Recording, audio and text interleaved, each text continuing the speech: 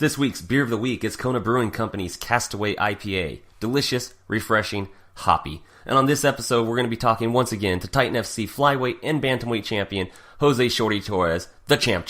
Stick around. The following podcast is a W2M Network original production. Visit W2Mnet.com for all of our other great podcasts, plus news, reviews, articles, and opinions from the worlds of wrestling, video games, football, and entertainment.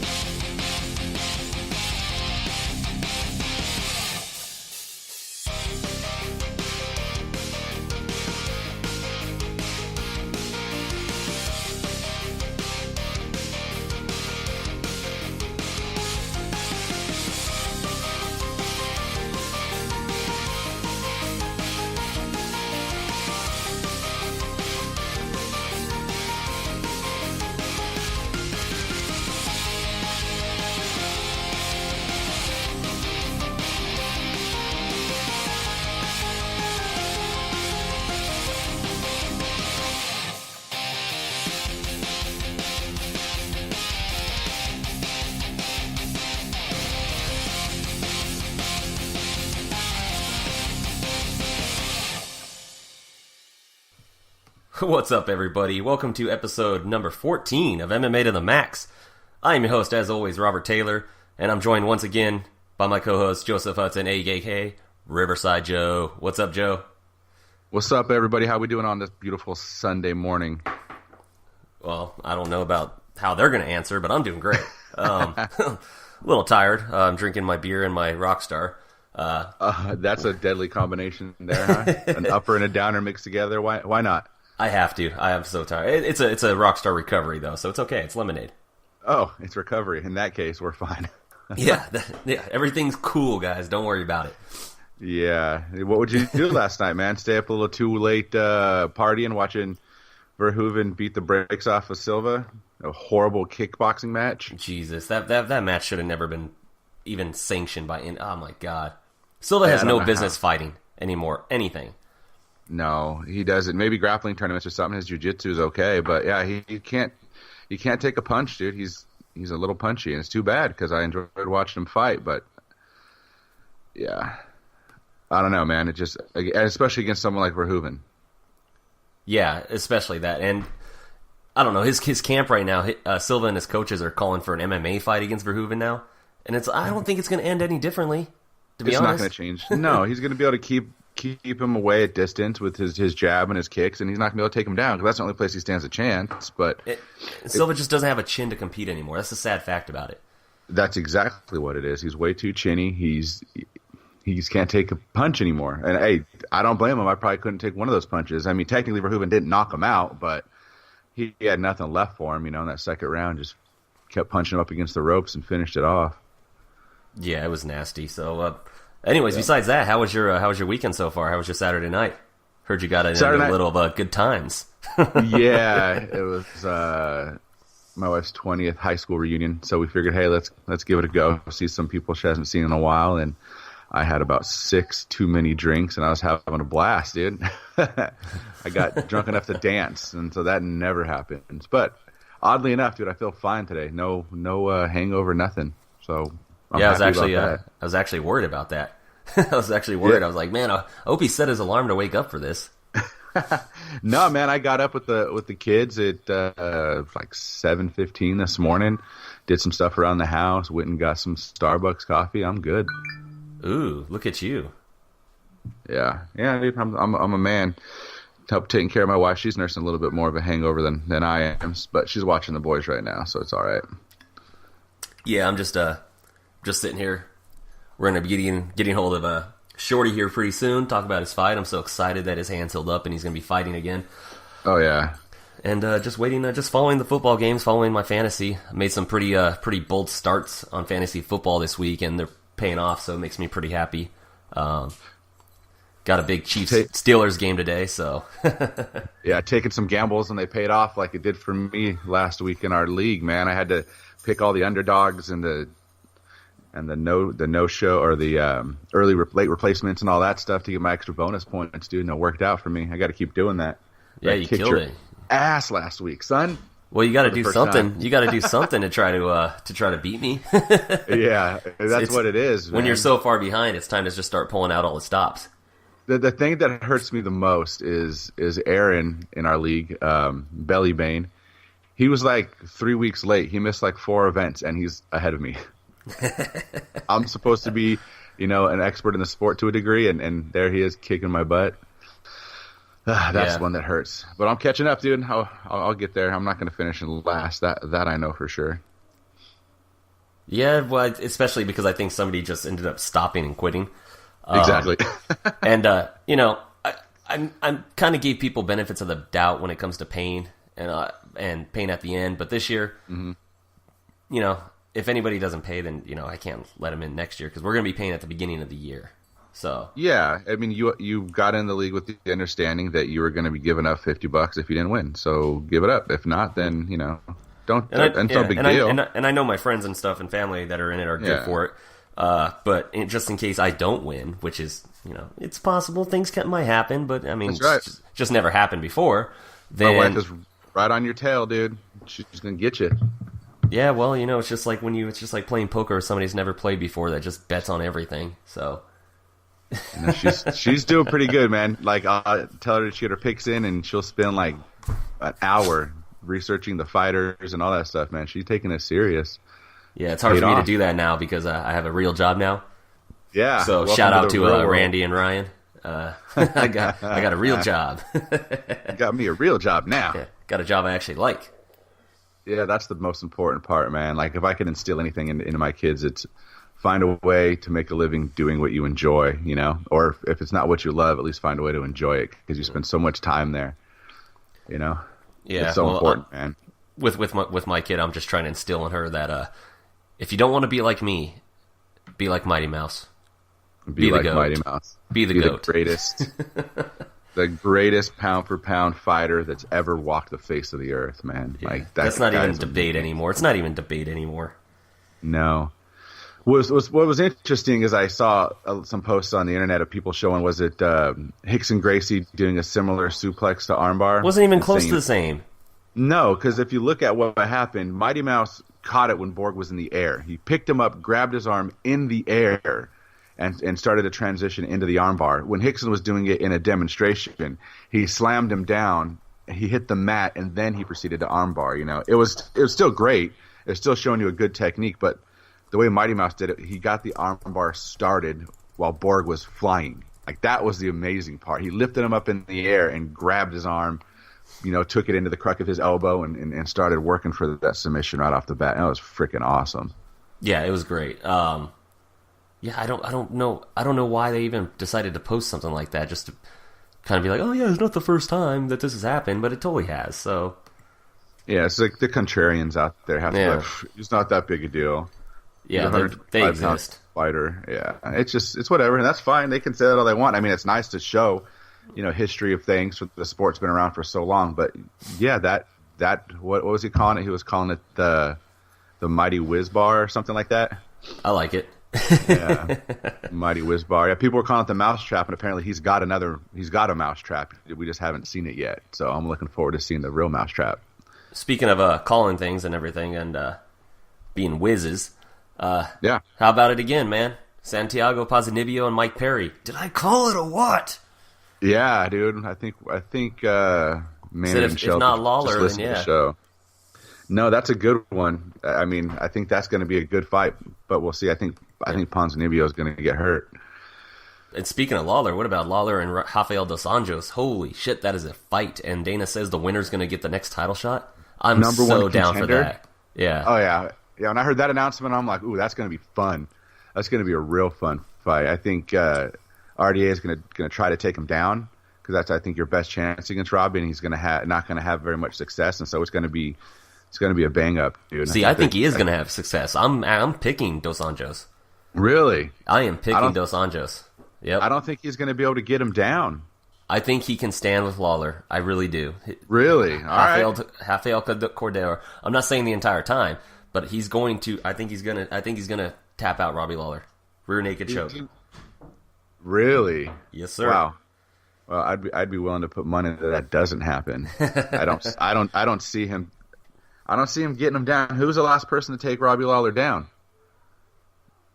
Donald Hendricks. Yeah, that's true. But Hendricks had a hell of a time taking him down. But I don't know. Hendricks is more of a traditional wrestler. His entries are a little easier to stuff than Dos Anjos. But I don't know, man. I don't see him getting him down. But if he does then he deserves that title shot against Woodley. And that's a man you're gonna have a hell of a time taking down. I am so interested in Dos Anjos and Woodley. I want to see that fight. Oh yeah, I nothing against Lawler, but I'd rather see that over Lawler Woodley again. Oh. Even though the Lawler Woodley fight was short, I would rather see RDA. I think that would be a real fun one. All right. Well, on that note, hey, let's take a quick break. It'll be pretty instantaneous for everybody else, but let's take a break real quick and get Shorty up on the phone or on the Skype. Right. So, all right, see everybody in a flash. All right, and we are back, and we are now joined with the champ, Jose Shorty Torres. How you doing today, Shorty? I'm great, man. I'm alive, so I can't complain. How about you guys? Well, I'm doing fantastic here in Southern California, as always. You're down in Southern California. So you're in Southern California right now, right? Out in Palm Springs area? Yeah, is that technically Southern California? I have no clue. I'm just here trying not to burn up too much in the desert. That place sucks so much. Ridiculously hot out there, man. Plus, we've had all these fires out here in Southern California these past couple weeks too. Well, it was messed up because I drive 2 hours to Anaheim and Los Angeles for practice with TJ, and I'm driving back and forth, and we didn't know there was a fire. So me and my guy Gareth are driving from Indio, driving all the way to Anaheim, and out of nowhere, TJ's texting us like, "Hey, change in practice. We're going to RVCA, and we're gonna train there." I was like, "Oh, okay. I guess we're going somewhere else." I was like, "Why? What's up?" He goes, "Dude, there's a fire. It's traffic. And LA traffic already is horrible. So when the fire happened, everyone was. I think TJ, even living in Orange County, was almost like an hour and a half late to practice just because of how much traffic there was. They were closing off the roads, and if people followed my Instagram story, you see I show like half the sky was just like apocalyptic, and the other sky was just like heaven. It's like, oh, which way do you want to go? You want to go left or right? Yeah. It's like heaven or hell. It's like, you ever seen Scary Movie 1 when Scream's chasing her, and it's like the banana and the grenade? It's like, which one do you want? But she grabs the banana instead. Like, yeah, dude, it was. TJ's like, dude, I woke up. He was like, I slept in, so I woke up at 11. And I was like, what the hell? It's the apocalypse. It's the end of the world, because he didn't know there was a fire either. So it was crazy, man. And then seeing all this stuff on Instagram, it's really saddening to see. Well, welcome to Southern California. Yeah, Shorty brings the heat, and the fire came with you, man. Yeah, pretty much. I think I should leave. It's the same thing out here all the time, man. I'm pretty used to it, so none of that really surprises me anymore. Everything's always on fire out here. Yeah, we get those Santa Ana winds. They start kicking up, and this time of year is so much fire. But you live out here most of the time. You got beautiful weather, and every now and again it burns to the ground. Oh wow, that's really. It sucks to hear, and it's definitely, sucky to see, mainly, again, I'm from Chicago, so it is the culture shock hearing that, I think it's in, like, October, the most fires in California. It's like, that's the month that has the most fires, so, it really sucks to actually witness it, and then, hearing stories and seeing stories on social media, and then being able, to really see it in full person. You're just like, oh, man, this is crazy. This is what people have to go through in October? Like, damn. Yeah, pretty much every year. No, go ahead, Joe. Sorry, go ahead. No, pretty much every year. It is what we deal with either in San Diego, here in Riverside County, or San Bernardino. Even really bad this year up north in wine country. I mean, they got whole neighborhoods just devastatedly burnt to the ground. Man, it's so sad. Yeah. Yeah, it seems like every time somebody's like, "Man, this is the worst fire season we've ever had." It's like, yeah, so far, because it's always going to change. Yeah, until the next worst one. Reminds me of that Simpsons episode where it's like, this is the worst day of my life. worst day of your life so far. Yeah, technically, it could always get worse. Not Exactly. Yeah. But before we jump into talking about your fights, I gotta know who made that singlet for you? Oh man, so I don't know if anybody. Hold on, real quick. I don't know if anybody's following Shorty on his Instagram, but he's got a white Power Ranger singlet, wrestling singlet, and it's probably the coolest thing I've ever seen. So, dude, it's awesome. So, small world. A lot of people know that my two favorite shows and the reason why I started fighting was Mighty Morphin Power Rangers and Dragon Ball Z. So I was always, a huge White Ranger fan, Green Ranger, and Goku fan. So anything that involved that, fans, friends, family, everyone who wants to give me a present, if it's that, I'm just geeking out. I don't care what it is. It can be flip flops, a cup, a singlet, for example. Dude, I just freak out. So one of my friends, old wrestling buddies from high school, is like, dude, you're small, right? I'm like, yeah, why? A week later, he calls me back. He goes, hey, I'm in front of your house. I got a present for you. I go, yeah, sure, cool, man. So I go outside, and out of nowhere, I see the Goku symbol and just the clothing and the colors. I'm like, oh, dude, it's awesome. I didn't know what it was until I went inside. It ended up being a wrestling singlet. I was like, oh, it's awesome. Like, this is sick. And I'm completely like fangirling and just going crazy. And I hit up the company. I was like, hey, man, I just want to say thank you so much. This singlet's awesome. I'm gonna shout you guys out because this is really, really cool. I don't care if you're sponsoring me or not. This is awesome work for me. And so I shouted it out. People liked it. And the company's like, man, we got a lot of followers out of you. A lot of people liked it. We'll give you a promotion code. And if you want, we'll make you another one. Sweet. So I go, yeah, that'd be awesome. So, they were on my banner for my last fight. But Tri-Titans, I think they're actually based out of San Diego. They end up making all these custom singlets, given they have their own custom brand and their own gear. But like, hey, man, what other ideas you got? I was like, I would really like a White Ranger logo, like a White Ranger singlet. And the cool thing about it was they didn't put the white tiger symbol in the middle. They actually took that out and put my Shorty logo in the middle. Yeah. And made it into gold. I was like, oh, that's freaking awesome. And then my Shorty logo's in the bottom, my name's in the back. And, dude, it's really cool to know, not just the support, but they're supporting me with stuff I truly, truly love. And it's funny because when I walk in, unless you know Power Rangers or Dragon Ball Z, everyone's going to look, what the hell's that? And two, I'm walking into jiu-jitsu practice with a wrestling singlet on. So everyone's like, what are you doing?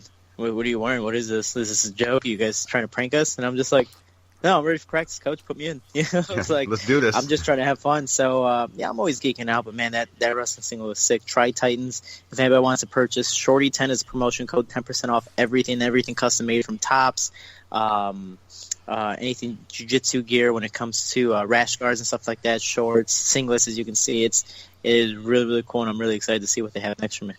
I think I'm just going to try to buy one of those singlets myself and just wear it underneath my clothes when I go to work. Dude, it's like a superhero, It's like one of those times when you just when in doubt, in a sense, whip it out. There you go. You got the singlet on. Yeah, you're ready to I was go. jealous. Wrestle at any time. Yep. I was like, that is the coolest singlet I've ever seen. I was like, wow. So, no, that's cool, I appreciate man. that, man. It is a sick singlet, and I enjoyed it yesterday. Immediately after wrestling practice, I'm like, somebody take videos and pictures of me, and TJ and Cub and all these guys just like, God, why is this guy here? So it was real cool. Yeah, and I saw the singlet, and I watch your stories all the time, and I just take away. I'm like, God, man, this guy's just way cooler than I am. I hate him so much. That's a very low bar, though, Robert. Yeah, that is true. That is true. No puns intended, because my nickname's Shorty. But So, all right, Shorty, man, how's the hand going? How's the hand feeling right now? So, a funny story about that was, broke my hand in my fight. Takes me pretty much 3 to 3.5 months to fully recover.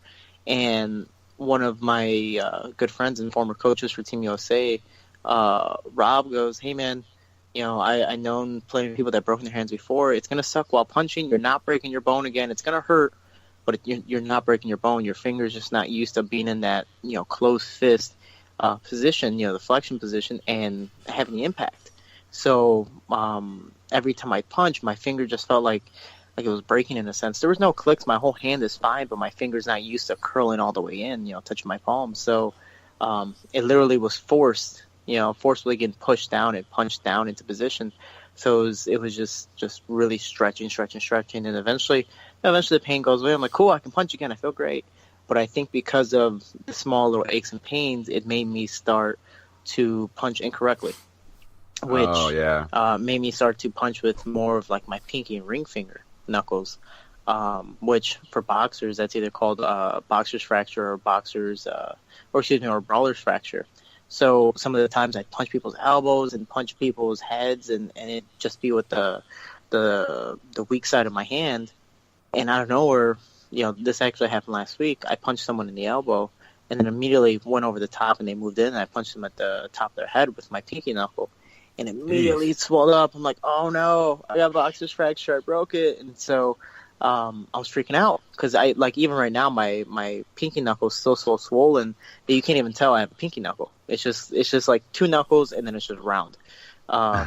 And I was like, oh man, so I went to get an x-ray. Everything's perfectly fine. I just hit the tendon, so it's just like a really inflamed bruise, because I just punched an elbow full-fledged on and it just poofed up. But overall, besides that, my hand is overall good, and I'm just excited. Again, my perfect outcome for my next fight is, knock out the right hand to show people that my hand is 100%, and I'm just, I'm going to use it the whole fight. That's good to hear, man, because that's one of the things, when you get an injury like that, you don't want to get too tentative with it, right? Like, is your hand healed or not? And are you going to be able to throw a punch again? Are you going to be thinking about it? Or are you just going to get in there and be relaxed and still wing it? Yeah, for me, I can tell you it was 3.5 weeks, or 3.5 months until I started really training again. And I just kind of forcefully try to throw myself back in there without trying my best to think too much. And that's the biggest problem, mainly after coming from not just an injury, but, for me, this has been my worst injury with both my broken hand and my torn MCL. So, punching, I was like, okay, cool, it doesn't hurt. It just kind of hurts the flexion, but just keep on going and you'll be fine. You have some pain tolerance. And then with my knee was the part I was most afraid of, because, you get taken down. It's jiu-jitsu, it's wrestling. People are taking you down whole different angles and all these things. So, I don't want to fall wrong or fall the wrong way and tear it all over again and, have to heal all over again. So I was definitely timid with that. But then when I got out here, luckily I was moving and doing everything well. But when you go with guys that are, trying to kill you, TJ, Juan, Cub, you have no choice but to defend yourself. So you forget about your hand, you forget about your knee. But I've been going, 2.5 weeks strong here, and it's been an amazing experience. So I'm 100% back in, and I'm just excited to show all the skills in my return. I was going to ask, how's your head? How's your mental game going into this fight, coming off that injury? How are you feeling right now? You're about a little over a month away? And about a month away. Feel? And it was crazy because, I did some kickboxing, some boxing, a little bit of wrestling before I got here. So I was decently conditioned, decently in shape. And when I got here, the first day of sparring was the first time I ever put MMA gloves back on. So I hadn't done any MMA sparring. And for people who transition from kickboxing to MMA, the whole blocking, the whole punching, the whole offense, defense, everything involving in the sport is very, very different. Your style changes a lot. So I wasn't used to it. So when I went with TJ, I went with Cub, and I would go with Juan. Everyone has their own, style, but I was very timid. I was like, oh man, I forgot MMA gloves. It's more impact, less to block with. Oh man, I gotta move. I can't get taken down. Yada yada yada. And I was standing straight up. It pretty much seemed like I was starting completely, fresh all over again. The whole ring rust, and I got torn apart. 2 weeks ago, I was like, man, I was so disappointed in myself. Like, man, I've really, really backtracked. Because if you don't do something for so long, eventually, you start to just backpedal a little bit. But then last week, I created the checklist. I was like, all right, cool. Well, I know what I did wrong. Let's get my head straight and do this for this week. And this week was actually really, really, really, really good sparring. So I feel that I'm almost 100% where I want to be, if not past that. And next week, which I'm really excited for, is going to be even better. So I'm 100% back in it, and I'm just trying to surpass myself to where I was in the last fight. That's awesome. Are you doing you're going to do your whole camp out here with Cub and TJ, or are you going to be going back to Chicago before the fight? So what my plan is, I'll be here until November 1st. I'll be doing my whole, month training camp at least, with Cub, TJ, and Juan Archuleta and the rest of the guys here. And once TJ leaves, there's pretty much no more small guys for me. And I don't know how the practice is going to run here. So November 1st, I actually be heading out to New Jersey to stay with Lutrition Louis Giordano for about 10 days to get my weight down and just make sure, just in case that if the UFC does call me up, I'm 100% ready. I'm 100% loan weight, because they have done 2-week notice call-ups, a week call-up, even the last day call-up. So Yeah. just in case, I want to be 100% ready. I don't know if I told you guys, but I was called 4 times while I was injured to bump up to the UFC, whether to fight for the Contender Series or to fight Justin Scoggins. But I had to turn down. I had to turn down all of them because I was injured. There's nothing I can do about it. It's just, opportunities come and go, so I'm just waiting for the next opportunity. So I'll be out in Jersey for pretty much around 2 weeks, and then if my fight's still on, if I'm not called up, then, the week of, I'll fly down to Miami and, take care of business. Yeah, and that's so you'll be ready to go. So, yeah, it's kind of funny. Scoggins actually has a fight scheduled in December against Tim Elliott, so if Tim Elliott drops out, maybe you get that chance again. Yeah, and I mean, I think that's an awesome fight for Tim. It's, they're both great wrestlers, but I think Tim's very, very forward. It really, if Justin Scoggins is able to use his karate and his stand-up game, then maybe it can go the other way. Tim Elliott was knocked down in his last fight and then eventually choked out. So overall, it's a good fight, but if Tim Elliott wins, this might be Justin Scoggins' last fight in UFC. You never know. I think he is on a 2-fight losing streak. So yes, you're correct. It's a big fight for Scoggins. And it should be said that it's 2 finishes, 2 submissions. So, if Tim Elliott wins, I could see that because he'll be 2-5 in his last 7, I believe. So, yeah, and it does become a mental factor with that. If you got finished your last 2 fights and you're fighting not just somebody, but somebody who's ranked, somebody who won the tournament and who has been a UFC veteran for a very long time and a very dominant one at that, in Tim Elliott, it's a very hard fight, given it's a little more, you get a little more mentally prepared because Tim Elliott was finished this last fight. You kind of figure out how to beat him, but it is a huge fight for Scoggins, and it's a make it or break for him. Yeah, but with that fight with Tim Elliott, though, I just think that was more a lot of people underestimating how good Ben Nguyen is. So, I mean, that's not a loss to be ashamed of in Elliott's case. Yeah, no, it definitely isn't, and Ben Nguyen, it's you're right. He's 100% in it, and he's just a quiet guy, so no one knows who he is. The only time you've seen him before is during the YouTube video of him beating up the guy with the tattoos all over his face and body. Yeah. So that's how everyone knows him. But when I saw him fighting Tim Elliott, I was like, oh man, Tim Elliott's gonna wreck this kid. And then I saw Ben actually do some work. I was like, whoa, this kid's legit. And then I started looking at film. I was like, wow, this guy's a competitor. He just, he doesn't talk. He doesn't do anything. So no one really knows who he is. He's just a quiet guy trying to get the job done. And that's, hey man, there's nothing wrong with that. But, we'll see what happens next for him. We'll see who he's fighting next. Yeah, he's got skills, man. Yeah, I think he's going to do really well. But it's the Bantamweight division. And real quick before we get into talking about your fight, how's TJ looking? And how ready is he for this fight? It's honestly, TJ was prepared for the fight months ago. I believe it was in July, and then it got pushed back because of Cody's back being injured. And so TJ moved this training camp down here to Anaheim, California, to work with some guys at the training lab. And there's a personal trainer here named I don't know his last name, but his name's Sam. And I mean, he has him on this whole diet and eating regimen, workout regimen. And if you follow TJ's Instagram, you see his personal training regimen, and it's his strength and conditioning stuff is ridiculous. Like, I haven't been able to go because it's so strict that they don't want anyone slowing it down. Now, given they're not expecting me to slow it down, but they have their own routine already. They're like, it's been going great. We're not bringing anybody else. It's only 3 people. That's it. So I was like, okay, hey man, cool. And then I watched the videos. I'm like, oh, I'm so glad I'm not there. Oh, I'm so glad I'm not there. It looks horrible. Like they're doing what was the last video Cub put up? Cub put up a video of him doing sit-ups on a hill, which the hill's about maybe 75 degrees in the slant, and Juan Archuleta's holding him while somebody's holding Juan Archuleta to hold Cub. Because if they don't hold Juan's going to fall down the hill because that's how steep it is. And Cub's doing these sit-ups while they're throwing 25-pound medicine balls at him.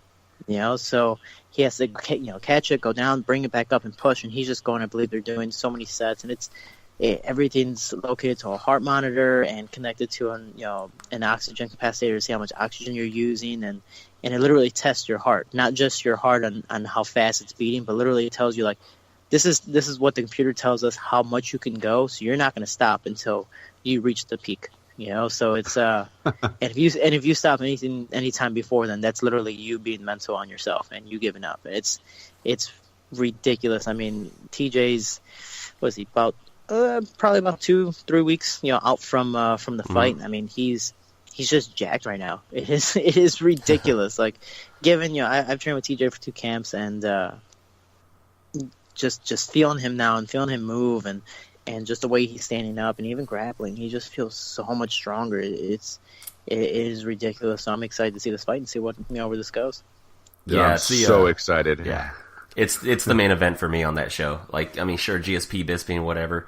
I mean, I'm gonna watch it, but Cody and TJ's the main event for me, and I really, really want TJ to win this fight. I want it to dominate him, dude. There's no reason. I like GSP and Bisping can sell shows, but there's no reason why they should be main event. I believe it should have been TJ and Cody Garbrandt, and because of the show, because of the drama, it's just because it is a prolonged fight. It's gonna be an amazing show. I think that's gonna steal the whole card. Oh, I think it's gonna be fight of the night. Yeah, for sure. Absolutely. I honestly don't see either of them getting finished in this fight. It's gonna be a war. I just think their hearts and how much they really want to win this fight. I think they're both just gonna. This fight's gonna show a lot of heart. Both guys are just gonna go for broke. Yeah, but I don't know if everyone, if anyone's noticed yet, but if we saw in the last time they were supposed to fight, Cody was talking smack almost every single interview, almost every single day. Oh my God! But as the fight gets closer, you don't hear much from Cody. And actually, in some of the interviews, Cody's actually complimenting TJ on some of the things. Even when they did their face-off, I believe it was last week. Usually Cody's the one talking smack. We saw it was, when they did the first face-off when they were supposed to fight in July, and even when he was supposed to fight Dominic Cruz, Cody was just blah, blah, blah, blah, just going. But as the fight gets closer, you hear less and less and less. Whether he's becoming more focused or not, or he's maybe probably actually getting intimidated that the moment's actually here. It's very possible, yeah. Or maybe he's just trying to, make nice things nice in case he loses, so he doesn't lose so much face, so he can save face. Save face, yeah. Yeah, I don't know, man. Stylistically, nothing against Garbrandt. He's a great fighter. I just don't think he has enough tools for what TJ offers. I just think he's going to be too much. I think he's going to overwhelm him. I'm biased. I'm a big TJ fan. That might be why, but I just especially don't the see TJ him. that fought John Lineker. If he fights that way, nobody beats him. So, I don't know how he's going to stop the takedowns. I don't know how he's going to stop TJ from taking him down at will. That's what I see happening. However TJ wants to go at it, I think he'll be successful. But I think his takedown entries are going to be too much for him, and he's going to get him down. And I don't know. I haven't seen Garbrandt on the ground. I don't know what he can do. All his fights are on his feet. I've never seen him work the ground, so I don't know. But yeah, how is he on his back, and how does he recover from that? He's a very good boxer, and he's a very good stand-up fighter, which, again, we're not denying whatsoever. And I think at any time he could probably land one of those clean shots. But TJ is the more diverse veteran in the sport. He knows what to do. He's gone against some of the best. And, even with the Dominic Cruz-Cody Garbrandt fight, Dominic Cruz was playing offense when he is the defensive fighter. So it took him out of his game, and he kept it standing the whole time. And when he decided to take a shot, it was very sloppy. So very telegraphed. That definitely wasn't Dominic Cruz's day. So with TJ being very offensive as he is, and being able to transition like he did against Lineker, we'll see what happens. Again, everyone has a fighter's chance. And I like what Chael Sonnen was talking about on one of his episodes recently. How do we know that the Cody we saw against Dominic Cruz wasn't his ceiling? Maybe that was his peak, because nobody's looked that good against Dominic Cruz, while TJ continues to get better in each and every fight. So we'll find out, man. I'm excited for it. So, Oh yeah. Yeah, I mean, I felt bad for Lineker during the fight because TJ was able to do all that stuff against me for 4 weeks. So I was, You know what it's like. For people who don't know, I was, TJ's only training partner for that fight. So I was mimicking and simulating John Lineker, which is great. I think John Lineker is a great fighter, but he's very wild. I mean, when you have a technical fighter like TJ, you're going to get popped in the face a lot. Yeah. And I know, and I know from experience. I mean, Dwayne was like, "Shorty, throw more hooks." I'm like, I don't want to. It's going to open me up. Yeah, I don't want to because he sees it all coming and he's ready to counter me, and I get it. But I'm getting beat up because of this. And I mean, even after our camp, I had to take a month off, even though my fight was still set for the month later. I took the whole month off, and I was just running to keep my cardio up and keep my conditioning. But it was painful. So anytime I saw John Lineker, for example, break his jaw and take all these hits, I'm like, dude, give up. You're not getting up from this. I mean, TJ puts me on my back, and I'm very good at standing up, and I'm very good at scrambling, but TJ is just a high-level wrestler and high-level grappler right now. I mean, we've been doing so many personal sessions with high-level guys. I mean, I'm just honored to be able to be a part of this. So we have world champion jiu-jitsu and grapplers. We have Mark Munoz head coaching us. Chris Darrow, who's a very high-level Greco champion as well. I mean, it's gonna be a very, very intense fight for TJ, and I'm just excited to see how it goes. Yeah, and with Lineker though, I mean, let's be fair with that TJ fight. It probably should have been John Dotson because I thought Lineker lost that fight, so should have been TJ Dotson too. So TJ could have got revenge there, but. Yeah, TJ looked amazing, and from what you're saying right now, I can't wait for that fight. I can't wait to see what happens. But you got a fight coming up. You got a fight coming up, what, about 2 weeks after TJ fights? So against Gleidson DeJesus, number one contender for the Bantamweight title. You're defending the Bantamweight championship right now. What about DeJesus has you worried, if anything, and... What kind of game plan are you planning to bring into that fight? Don't reveal anything about the game plan, but just you kind of get what I'm talking about. I don't mind revealing my game plan. I think, and so my coaches tell me, you got to practice so much that it doesn't matter if you tell them right to your face, "Hey, I'm going to do this to you." You're able to do it anyways because you're that good at it. That's definitely how I was in college with my fireman's move. And actually, funny story is I wrestled some guy 5 times in college the same year. 5 times, almost every single tournament we wrestled. And his coach was like, "Why are you tying up with him? You know what move he's going to do." And I'd still hit it, no matter what. I'd always hit my fireman's, and I'd always beat him, And even though the scores started to diminish every single time because he started to catch on a little bit, no matter what, I was always able to hit the move. So, against Gleidson DeJesus, I think he's a very, very strong opponent. Just as usual, he's a weight class above me, so he's bigger, stronger. But I believe I'm the more faster and durable opponent. I'm very, very conditioned, and I think that's his biggest flaw.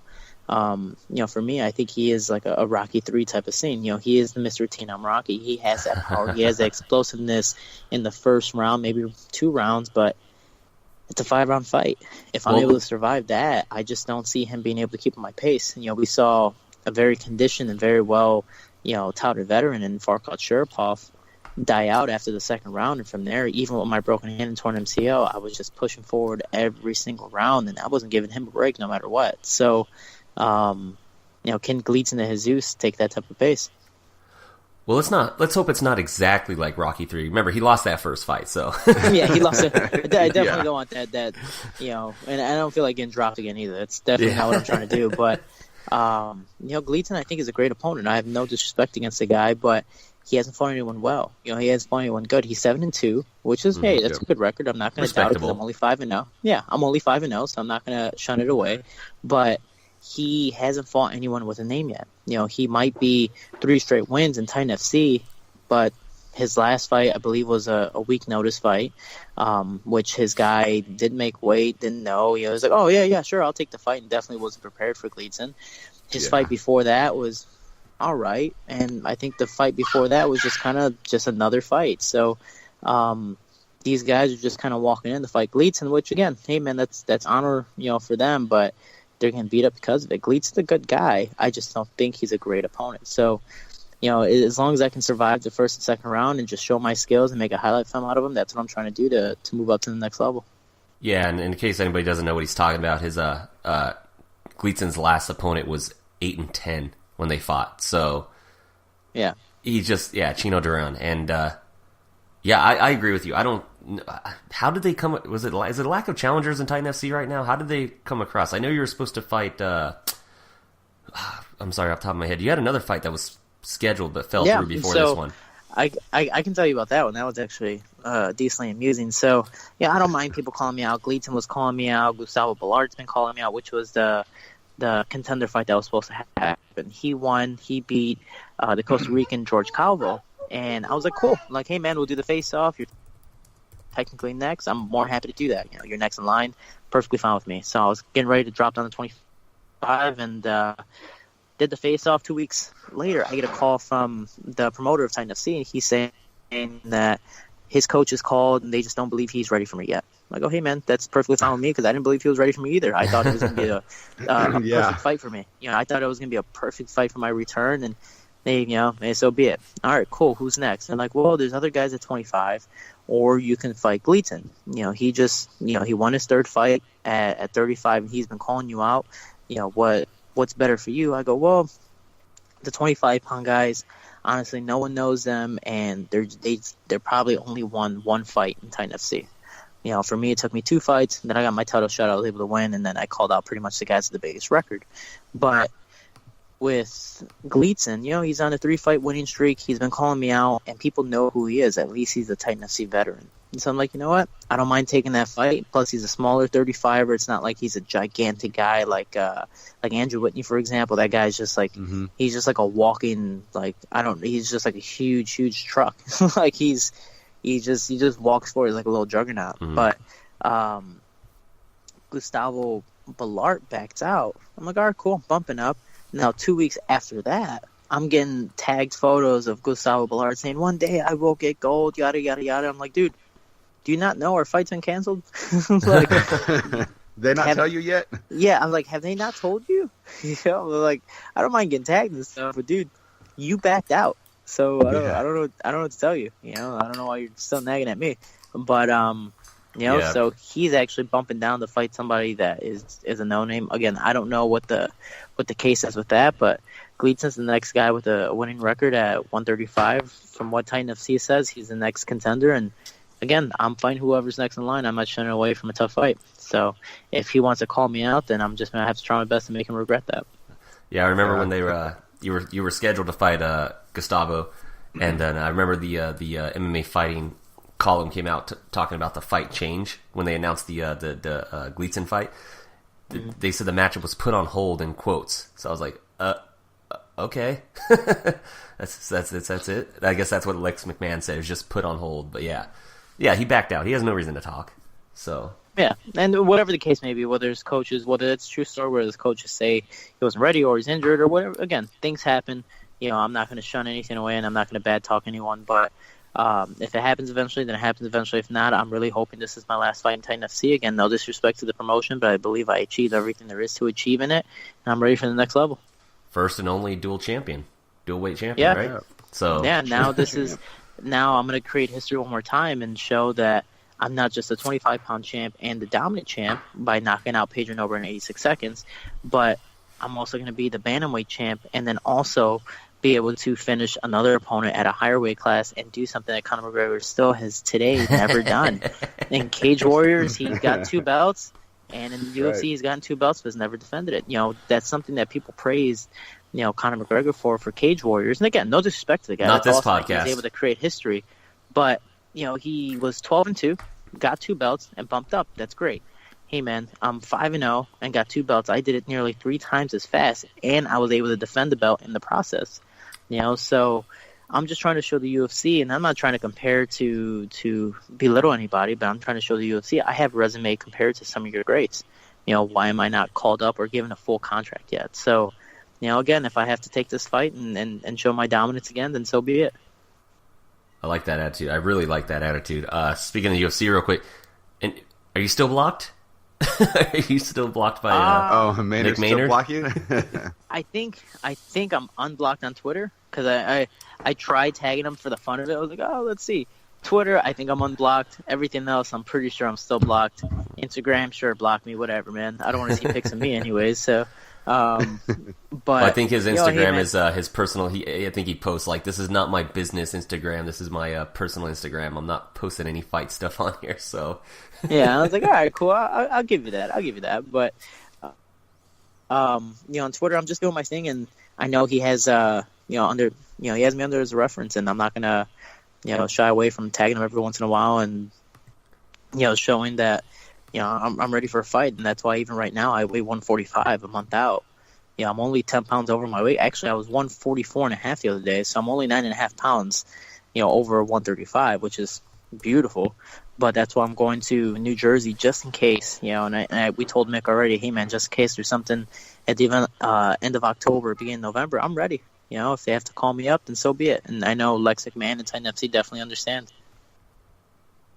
yeah, that's great on Lex's part. But that's really great. I think president of RFA has the same stance. And even when it was WC, when people were getting pulled over, even before the UFC bought him, Sean Shelby was all about just letting them go. So that's really cool of Lex to let you to know that if the UFC comes calling, that you're gonna go.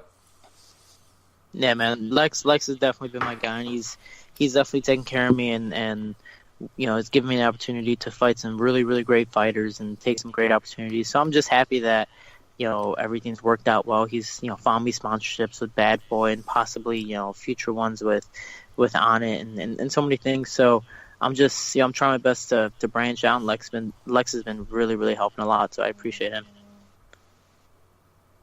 Yeah, that's the great thing is like, Titan's a great organization, but it's kind of a stepping stone to the big show, and he appreciates that and gets it, so that's cool. Apparently we got somebody else wanting to be on the show there, Joe. Yeah, that's my 21-month-old. He's coming in here wanting to talk. He wants the microphone. Yeah. All right, so give him like one more month. You'll be taller than me. Almost. That was the thing I was going to say. The Ballard fight, when that one was scheduled, that's the first time you're going to be the taller guy, right? Oh man, dude, I was so excited. I was like, because my teammate fought him, and my teammate's a very, very good kickboxer, but for some reason got very intimidated because of his Olympic status as a wrestler. He just kind of froze up, got taken down, and got beat up because of it.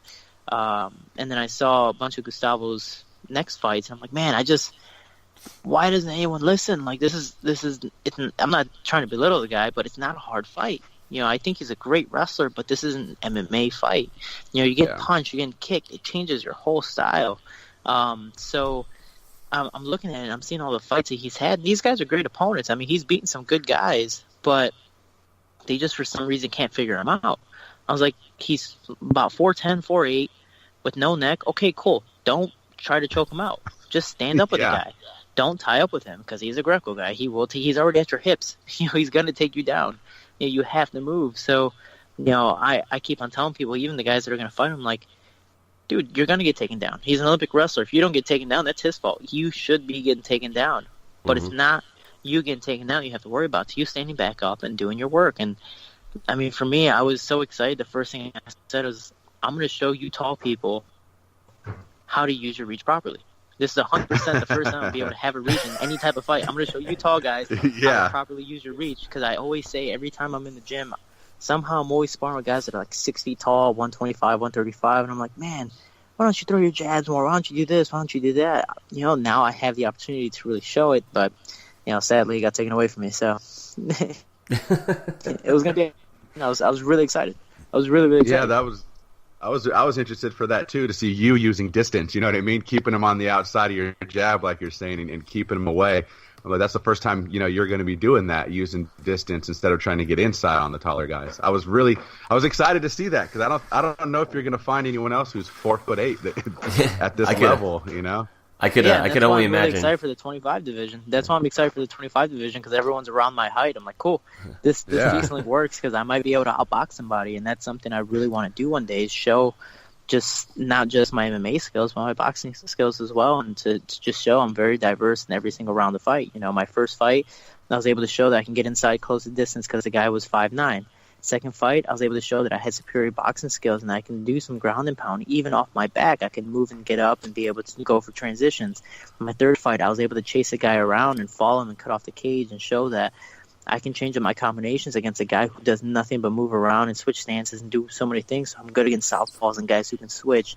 My fourth fight, I can, it shows that I'm very composed against a very, very good veteran and just ready to take whatever type of shots he, could give me. In my fifth fight, I was able to show even through any type of pain or broken bones or whatever, even getting dropped and stuck in the guillotine, that I could still push forward and show my conditioning and show my dominance. So I'm just really excited to see what my next fight, proves to the UFC and proves to the world. I can only imagine if you would have got that Gustavo fight. Just, people when they're taller than somebody and they go face to face, they kind of like stand chest puffed out, chin up to just try to show that they're taller. Just could only imagine you doing that to that guy because you were actually able to finally. Oh man, if Titan FC would show like telecast their weigh-ins, we would my very first weigh-in, again the guy was 5'9", so he definitely had a height and reach advantage. So my very first weigh-in, I actually pulled out a little box and stepped on the box when we did our face-off. So I would be his height. And people were just awesome. Laughing, and I'm just like, I'm short, man. I got to take pride in it. You got to do it. Yeah, that's right. Hey, so back in August, you did commentary for Titan FC. How was it? How'd you enjoy it, man?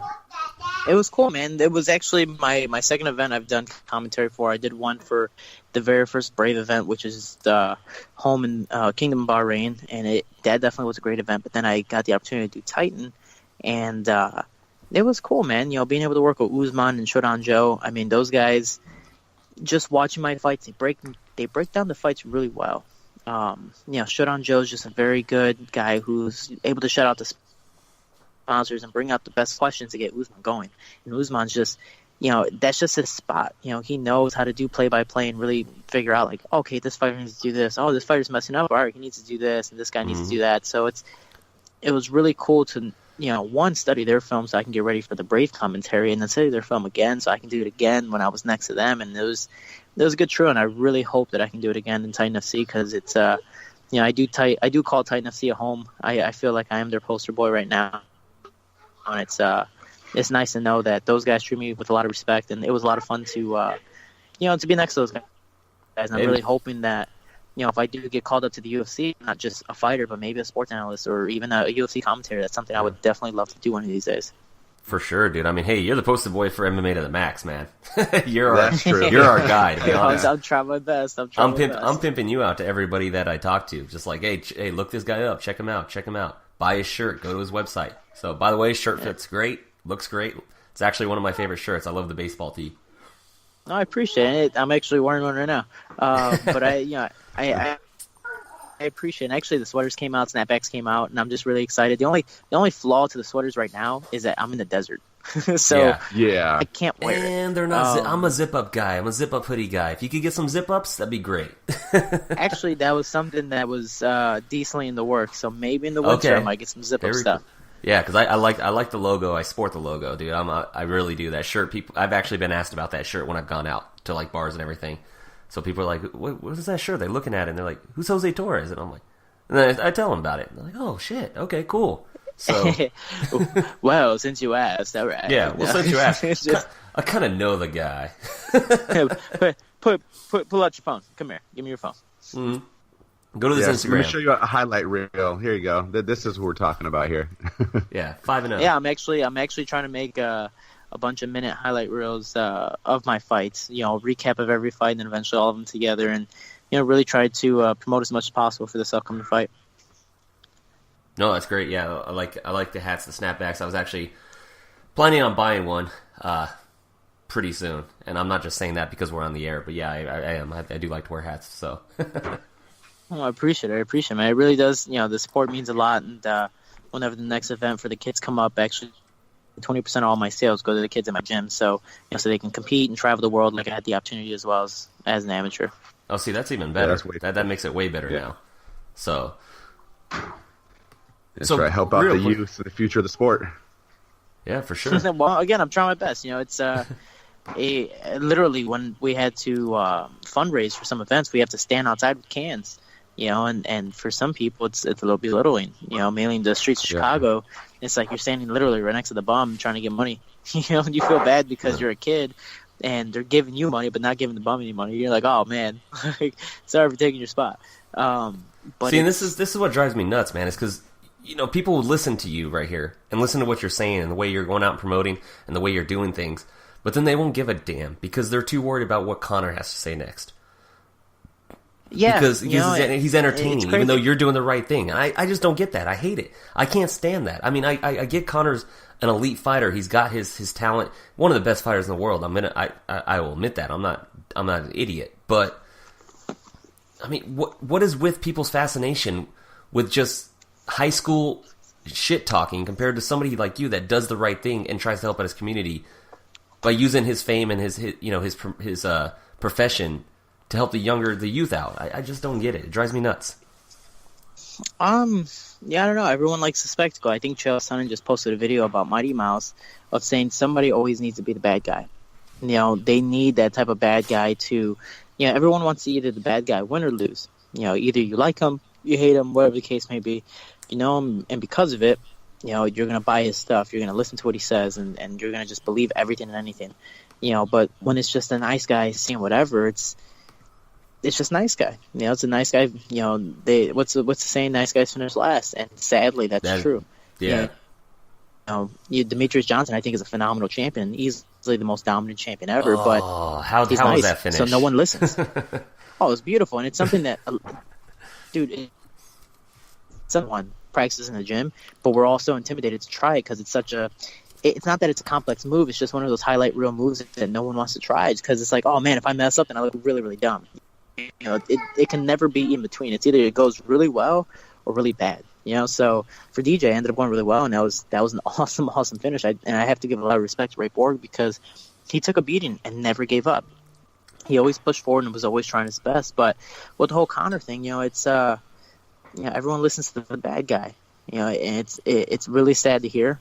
Even for me when I'm trying to help and trying to get back, a lot of people are like, oh, dude, yeah, that's awesome. I'm like, cool. Well, if you can, please, support, buy a shirt. They'll comment like, dude, your shirts are awesome. Oh, cool, thanks, man.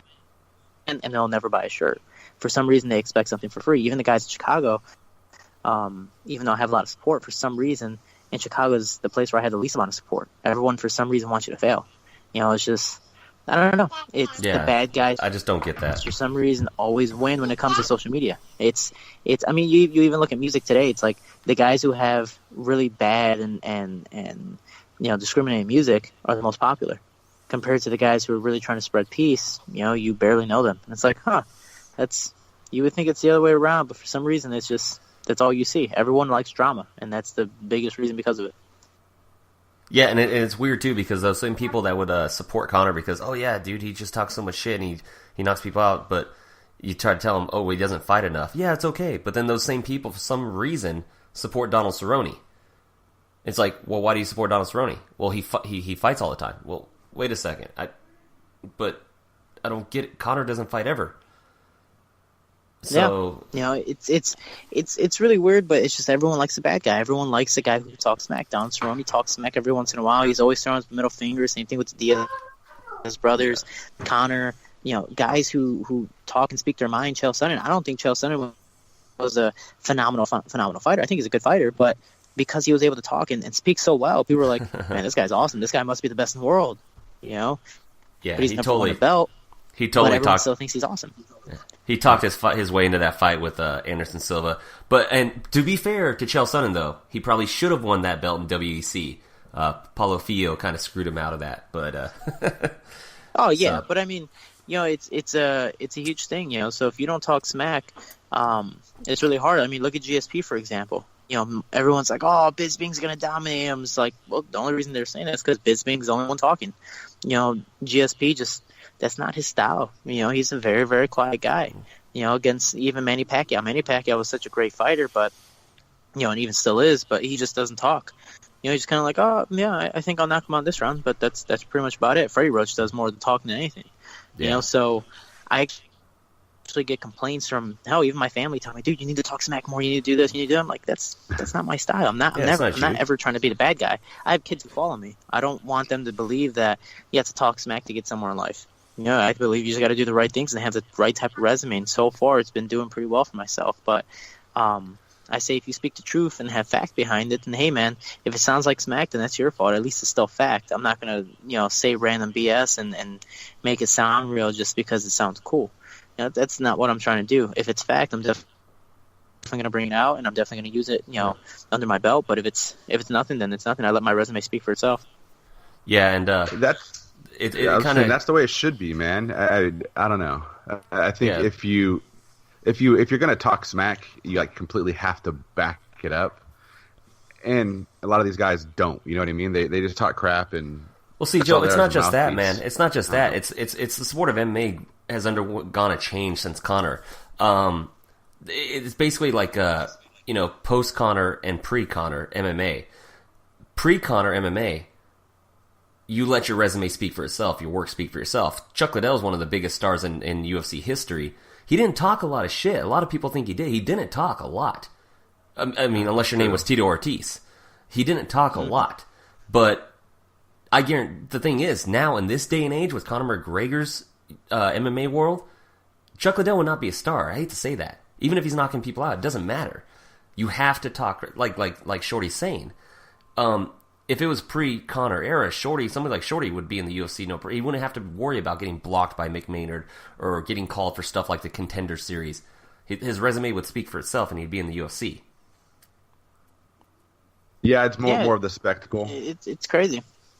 Yeah, it's crazy. Everyone's about tickets. For me, and actually I was and I still have to create, and I need somebody to film it for me, but I want to be able to make a video and say, hey man, my resume speaks for itself. If I say out of the whole flyweight contenders in the UFC, say who's next for Demetrius Johnson, who's somebody who he's literally never faced before, I don't think anyone can say that. Besides the guys he's actually already beaten, no new guys in the UFC can be like, oh, I give Demetrius Johnson a huge battle because he's never fought someone like me before. It's like, okay, cool. Then what? Why hasn't he fought someone like you before? He's fought a wrestler. He's fought a boxer. He's fought a kickboxer. He's fought all these guys. But has he fought a 2-time amateur world champion, a 2-time pro champ at only 5-0 with 30 straight wins? No. And has he fought a guy with 2 belts at 2 different weight classes? I don't believe so. Nope. Yeah, that's true. Has he fought a guy with so much wrestling experience, so much kickboxing experience as an amateur that again at only 5-0 he's already done so much? Again, I don't believe so. Hell, I have more social media followers than some of those guys in the flyweight division and even the bantamweight division that have been in the UFC for a good number of years. So it's like when you want to sell that's because they listen to MMA to the max. Get a guy who can build a resume. Yeah. And it's like, well, if you want to sell tickets, how about you get a guy who has a resume and actually bring some type of pedigree to, a guy who's been such a dominant champion. Yeah, and I know a lot of people are going to look at your record as 5-0, but we talked about it on the last time we had you on, that's just your pro record. You fought for years as an amateur. So, I mean, what'd you say? What was it, 25, 26-0? I might be overshooting it there. Yeah, so I was 25-1, 2-time world champion, that's right. American kickboxing, gold medalist as a kickboxer. I mean, I have so many accolades under my belt. It's ridiculous. But it's the matter of fact is, has TJ fought, or excuse me, Demetrius Johnson fought anyone like me? No, and I can 100% say that. Yes, he's fought boxers, he's fought wrestlers, he's fought guys that have been pretty diverse, but resume-wise, he hasn't fought anyone like me. And I think personally, I give resume-wise, paper-wise, it might be different in person, but I feel I give him the toughest challenge yet. Yeah, he's fought Henry Cejudo, he's fought the Olympic wrestler, which I believe that might be the next fight if he beats Pettis. But overall, which I think he does. We'll see why. I give the slight edge to Cejudo because he was very dominant in his last fight, but I think William Hayes is definitely past his prime, so I can't really praise that win. I think he looked great, but when you fight like for Gleidson DeJesus in his last fight, he beat a guy who was what you said 8-10 or 10-8. It's like, yeah, you're gonna look great against him. That's kind of how it's gonna look. So I'm definitely not looking at that fight and going, oh my God, this guy's dangerous. But can he do that against me? But Demetrius Johnson, he's a phenomenal fighter, but he needs somebody new to fight. It might be Ben, it might be Cejudo or Pettis. Hell, it might be Moreno if he gets a couple wins. But until they bring in some new talent that actually are, well, fearful, some guys who've actually accomplished some stuff, then, we'll see what happens. Again, no one has my type of resume, and I don't believe anybody will have my type of resume for many years to come. I've gone on record on the show as saying that Demetrius Johnson's next fight is going to be the winner of TJ and Cody. I don't know if you can reveal anything, but has TJ said if he wins, he's going to call him out for a champ versus champ? Knowing TJ, he will call him out. That's just nice. TJ's always looking for the best. But I honestly have no clue. I would love TJ to win. I'd love TJ to call him out. That's my personal, thing. I would love to see that, but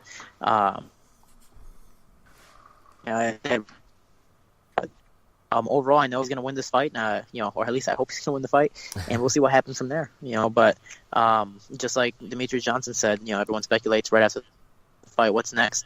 We'll see. Maybe it'll come into fruition eventually, but until then, we'll see what Demetrius Johnson wants to do with his title reign. Does he want to keep on making the gap, even more and keep on getting those title defenses, or does he want to bump up and, literally fight the best in the world? He's already created his mantle as probably, the best of all time for MMA, but he's not gonna definitely make that for sure until he bumps up and fights some really, really great fighters like TJ or Cody. Yeah, he's already got the record, and that's one of the reasons why I said he wanted to just break the record, and then he was going to move up to bantamweight for a super fight. So I think that's happening, and I really, really hope it's TJ, because that's a fight I really wanted to see. Even though I agreed with Demetrius Johnson's stance on it, that he's never made the weight before and all that, I got it, I understood that, but I still want to see Mighty Mouse versus TJ Dillashaw. But I agree on both ends. I agree on both ends, but I think because of the fight being declined, and then if they bring it up now, it's just going to bring even more hype. So, and as a business-wise, it just makes a lot of sense. Yeah, for sure. Yeah, can't run from me now, DJ. Can't run from me now. I got the belt. I'm the champ. What do you want? Let's do this. Can't run anymore. That's that's the call out right there, because I think that's right up TJ's personality kind of alley. Like, here I am, where, come meet me up here. I'm the champ now. Let's do this. Or even TJ said he can make 25, and if he can do that, that might be fun too. Well, yeah, John Lineker said he can make 125 right now, too. Like so 147. Yeah, I think TJ right now is weighing like 147. So and this is his natural weight. He's not trying to cut any weight right now. I mean, he's getting so lean. I'm telling you, he's ridiculously lean right now. It's actually making me mad every time he takes off his shirt, because I want to take off my shirt, and then he's standing right next to me. I was like, okay, I'm just keeping my shirt on. But never mind. Never mind. I'm good. I'm gonna keep my shirt on when I jump in the pool. But he's just, dude. I'm so excited to see how he fights, and I mean, just watching him practice and even feeling the way he's been moving and his punches and how he's been doing everything, I'm telling you, it's he's way levels beyond what he was in the Lineker fight. It's unless I've gotten that much worse, it's ridiculous. Yeah, I'm so excited to see how he's going to come out. And I know that Cody was trying to say something against the fact that TJ is, not just moving from camp to camp, but kind of adjusting it and training with different teams. But I think that's fucking brilliant. Like, you're going to get the same look all the time if you're always with the same guys and the same everything. He's still got Dwayne there helping him with his striking and being his head coach.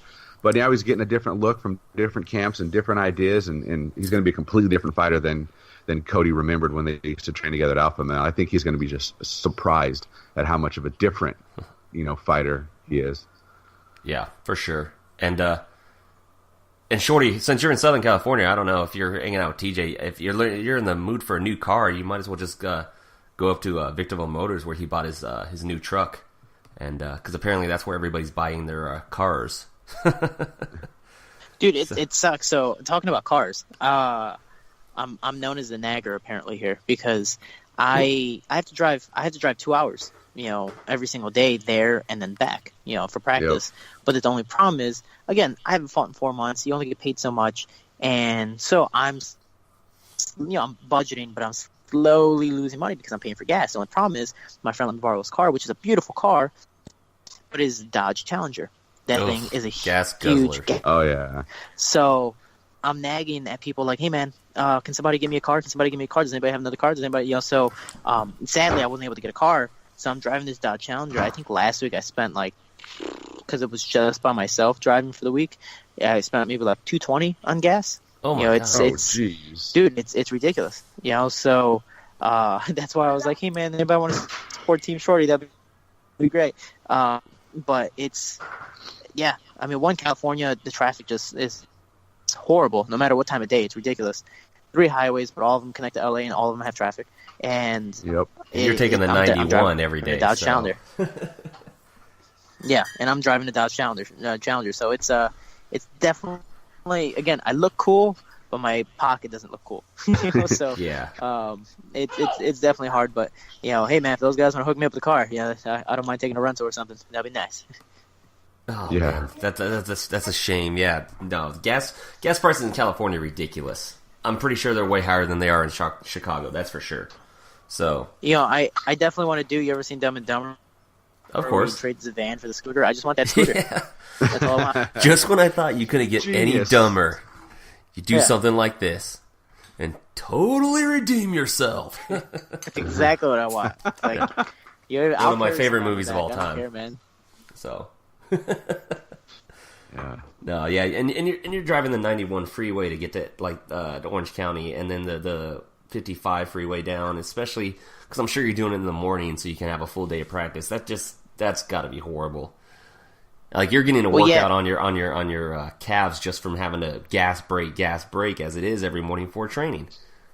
Yeah, no, and it's so the first day I go, hey guys, it isn't 100% scheduled here. It's really depending on interviews and TJ's schedule, because right now it's revolving around him, which is, again, perfectly fine. I'm not complaining whatsoever. But I go, hey man, what's the schedule? They go, it's 11 o'clock practice, and after that, just we're winging it. We'll see what times we can do stuff. We'll have to see what TJ does. And TJ's super busy, so sometimes he can't text back. So it's like, okay, cool. Well, there's 11 o'clock practice. I don't know what the rest of the schedule is like, so I literally have to bring everything. So I'm bringing 4 pairs of clothes. I'm bringing both my lunch and my dinner meal preps. Like, everything's just set for the day. So the very first Monday I get here, I'm definitely not in shape to where I want to be. And I'm definitely not ready for TJ in shape. So I was like, okay, well, I don't know what the plan is for today. So I'm going to wake up.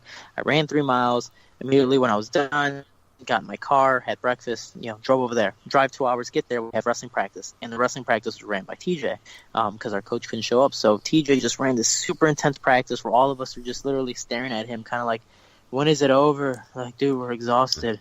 And he was just so in shape. He just going and going and going and going and going. And I'm like, oh, okay, cool. He's like, all right, well, we got about 3 hours, and then we have Dwayne's coming in. We're going to do a kickboxing class. I'm like, okay, cool. Well, time to go eat lunch. All right, I'm going to go hang out at the gas station because they have a microwave. Did my meal prep, and I hung out at the gas station. They had this corner gas station. They have this the table and chairs, the benches and stuff. I'm like, oh, cool. Like I can sit outside, just enjoy the weather, watch everybody, be stuck in traffic and just laugh at them. I'll eat my food. Right when I sit down, the sprinkler system turns on. Oh, jeez. And I'm like, so this is what type of day it's going to be. All right, cool. And I sat there for like 2 minutes because I was hoping somebody would see me and then turn off the sprinkler system, and then nothing. So I was like, all right, well, go inside. I'm all soaking wet. I go inside. I'm eating my food. Right when I sat down inside, the sprinkler system turns off. I'm like, okay, this is great. Ate my food, went to kickboxing. Oh, yeah, someone's messing with me. So I go to kickboxing class, do that. Starting to get a little tired. He's like, all right, cool. We have jiu-jitsu at 8. I'm like, all right, that's in 3 hours. All right, going back to the gas station. Went back to the gas station, had dinner. Then went to jiu-jitsu, rolled around, and then drove back at like 10:30 at night and drove all the way back and didn't get home until 12:30, and then had to do the same schedule the next day. So first day was definitely a welcome back. And you're staying in is it Indio, Palm Desert, Cathedral City, Indian Wells? It's Cat City, right? Yes. Yeah, so it's I'm pretty much right now in Cathedral City, Indio, Palm Springs, in between that, and I'm just chilling here, and then for 3 to 4 days out of the week I'm going to Anaheim, and that's a hell after of a drive. Anaheim, OC area, and then I come back, and then there's boxing here in Indio, so it's and then Cubs Gym, True MMA, so it's definitely a lot of driving back and forth, but hey man, I'm alive, I can't complain. I have a decent amount of money to pay for this overwhelming gas, but I'm just doing my thing. Well, you won't win the gases if I get when to you're win, done. if I get to win at the end, Yeah, if I win at the end of the day, that's all that matters. I know everyone's like, dude, you broke your hand, but at least you won. You mean win? Though, you mean win? Yeah. Win you win. Like, yeah. When you win. Yeah. Yeah. I have no doubt in my mind. It's weird, and this is just me. Yeah, I've always been a realist. So everyone's like, when I was in wrestling practice, a coach was like, all right, remember, when you go out there and win, just get ready for your next match. I was like, yeah, cool, if I win. They go, no, when you win. I go, sure, I mean, if I win, yeah. I mean, they go, no, you have to have that mindset. You're going to win. I go, but what if I lose? Then I'm going to be disappointed that I put in my mindset that I'm going to win.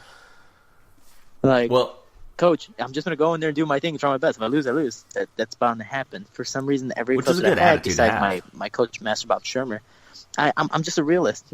I know that eventually I'm going to get knocked out. I'm going to get, tapped out. I'm going to lose. That's just, if you do the sport long enough, anything's going to happen to you, So, hell, my last fight, I didn't believe I was going to get dropped, break my hand, get stuck in the guillotine, and tear my MCL. That was literally the worst type of luck possible, but I won, But I'm 100% a realist. I've never been that person that's like, yeah, when I win this, I'm just like, if I win, I always have a plan B. So. Well, if it makes you feel any better, according to Tapology.com, you're predicted at a 94% chance to win this fight. So, yay! Well, it's funny actually. I think Tapology.com also has me not versus Gleidson DeJesus, but versus Lex McMahon. No, they've updated it. I was actually looking at it right now. Yeah, I was gonna try to pretend like I was smart right now, like I have it in my head, but I was looking at it right now. So Lex McMahon, he's like, cool, sent you the contract. And then, immediately. So I couldn't get a hold of Lex for about 2 weeks. The guy's super busy, and I know I annoy the hell out of him. I know I do. And he's like, dude, you're like a little chihuahua. You just won't get off my leg. Because I'm always barking at him. I'm always asking him, what's this? What about this? What about that? And he's just kind of like, Shorty, just leave me alone. I'll get to you when I can. And he sent me the picture. It was like Torres versus Lex McMahon, Titan FC 46, because Tapology just made a typo. And I was just like, yes, the fight I've been waiting for, Lex. I'm gonna make you pick up my calls from now on. Yes, this is awesome. Yeah. So it was definitely now that you say that, it's still listed as Titan FC 46 Torres versus McMahon. Yeah, they have you versus DeJesus though. They have you versus Gleidson, but yeah, the title of the card is Torres versus McMahon. Lex is just selfish. He just took out DeJesus and put himself. He's just a selfish man. Well, he knows what's gonna happen. He knows the main event is you versus him. So. Oh yeah, he knows immediately. I win can retain my belt. I'm just gonna look at him and call him out. That's it. Just call him in the ring. He's next. Yeah. Come on, let's do this. And not to try to start anything here, but Tapology, the people voting also have Blart as 100% over his opponent. So Marcelo Castaneda, which is so weird, but whatever. What's Marcelo's record? Can you check for me, please? I think he's 4-4. Let me bring that up. He's 2-2. Yeah, he's 2-2, and it's like, it's not Lex's fault. He is the matchmaker, and it's not that people are blaming him. It's just no one wants to fight an Olympic wrestler. It's very hard to get guys to fight such a high caliber wrestler because I believe that's the most feared type of style in MMA. People just don't want to get taken down and held on their back. It's really at this point, if he's not going to fight for a title because he shied away from it, then who's going to fight him? I believe he's 4 or 5-0, but an Olympic wrestler, no one wants to fight him. So right now, people are just like, oh, you know what? If I fight him and if I win, it looks great. So the guy who's 2-2, all pride to him. That's awesome. But we'll see. We'll see how he does, and we'll see what Gleidson, or excuse me, Ballard does. But I wish Ballard was fighting somebody with much more experience to mainly get ready for a title fight eventually. It's so crazy because the flyweight division has a lot of Olympic medalists. If people actually sit down and think about it, you have Ballard. He didn't. I don't think he medaled, but Olympian. He might have. Off the top, I can't remember. But then you also have just an Olympian. Yeah, just Olympian. Okay, so not medalists, but Olympians in general. Then you have Henry Cejudo. Everybody knows gold medalist in wrestling. Fantastic wrestler, fantastic fighter. And then Freddie Serrano in the flyweight division was also an Olympian, and he's in the UFC. So he might not be anymore. So when people say there's no talent in the flyweight division, and I know you've seen that argument online, people use it to discredit Mighty Mouse and discredit the flyweight division as a whole. But no, there's talent there, man. And people just see what happens in the UFC, where it's like, oh, Mighty Mouse is just beating everybody. Well, that's because it's Mighty Mouse. It doesn't mean the talent's not there. It just means Mighty Mouse is a step above of all the talent in the flyweight division right now, in the UFC at least. Same thing with Anderson Silva when he was running roughshod over the middleweight division. He was just a head and shoulders above the talent in that division. GSP for the longest time, Matt Hughes before him. It's just what happens when you have dominant champions. But nobody discredited any of those people, but they're discrediting Mighty Mouse. And you're going to get to the division in the UFC. You're going to get to the flyweight division. and the sad part is they're going to do the same thing to you, no matter what your record is. And that's just what I don't get. I mean, there's Olympic champions and Olympians in the division, the flyweight division. I mean, everybody celebrates them when they're in the Olympics, like, yeah, go, you're the best. But when they get to UFC, when they get to MMA, they just, oh no, they're too small. I just don't get that. Yeah, I mean, even for Titan FC, you have Alexis Vela, who took third in the Olympics with Yoel Romero. And, former Bellator contender, right? Yeah. That's right. He was supposed to, he was supposed to fight for a title shot, but he ended up losing his contender bout against Abdiel Velasquez, and then I was able to knock out Abdiel Velasquez for the Titan FC Flyweight Championship. So there's a lot of high level talent. It's just the only flaw is, and it's a pro and con, and I think there's a pro and con with everything, but the pro for Demetrius Johnson is that he's beaten everyone. He is just that good. Every single style right now, you just can't find the kryptonite. The only flaw is he's beaten everybody so dominantly, it makes everyone else look just that bad. I mean, look at Anderson Silva. He's beaten some top guys, and that's it. I think that's the only benefactor with Anderson Silva is most of the guys that he's beaten have been around for years. I think the only guys that Demetrius Johnson's beaten that have been around for years are Dotson and Benavidez, in the flyweight division, and that have beaten other remarkable talents. But for Anderson Silva, he beat Vitor, he beat Henderson, and then just so many guys that had such a dominant background that he became more dominant, that eventually he beat the whole division. Everyone's like, you know what, he's the best in the world, have him bump up to fight John Jones. Just have him bump up, he has to, because he's beaten everybody. But Demetrius Johnson, he's so dominant against good guys. There's no one that's bad that he's beaten. It's just he's been so great and so dominant, it just makes him look that bad. And part of it is that he's the one and only champ. Since there's been nobody else, you can't go, oh, he's fighting a former champ, or, a guy who was at the top before. He's the one and only flyweight champ in the UFC. So it's kind of hard, you know what I mean? Like, again, middleweight had been around so long. There are guys who were champions before or moved up and down the ranks and fought other champions, but yeah, I mean, we got into a little bit last week. I had a profanity-laced tirade on why people don't like the flyweight division, and it makes no sense to me. Like, that's where the best athletes are. And there's finishes in flyweight, you know what I mean? That's not just a bunch of guys throwing jabs 100 miles an hour that nothing hits and no one gets hurt. So, like, to me, I don't get why people don't see that flyweight has the most talented fighters. Yeah, and it's honestly my favorite division, and I'm not going to say that just because we got a flyweight champion and Mighty Mouse is my favorite in the UFC right now. I love the flyweight division. When the UFC announced the flyweight division, I was stoked. I was waiting for that. I was excited, and it's just it pains me and bugs me to see it getting so much disrespect, especially because of all the talent in the UFC and then all the talent outside of the UFC. Yeah. I mean, look at all the talent that just came in through the Ultimate Fighter. Pantoja, Tim Elliott, Eric Shelton, and then, people that didn't get on the Ultimate Fighter, Jose Shorty Torres. People that were ranked the number one prospect ever, for the, like, in amateur. Number one ranked amateur prospect is a flyweight. And you guys just don't get the respect, and that drives me nuts. It's again, it's one of those things that you have to be out there and start talking crap. It just so happens that all my stuff is either factual or just kind of just being, peaceful. I'm just promoting to promote instead of promoting to bash someone, to create drama, to create this, create that. And I mean, I even did that against Jared Brooks, even though I wasn't talking smack. I was calling him out and bashing him a little bit for the guys he's fought and beaten.